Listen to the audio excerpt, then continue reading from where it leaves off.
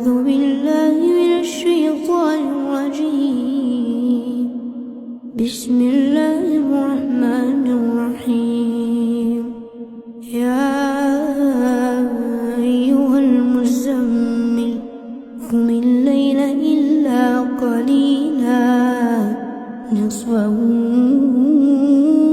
أو انقص منه قليلا أو زد عليه ورتل القرآن ترتيلا إنا سنلقي عليك قولا ثقيلا إن ناشئة الليل هي أشد وطئا وأقوم قيلا إن لك في النهار سبحا طويلا واذكر اسم ربك وتبتل إليه تبتيلا.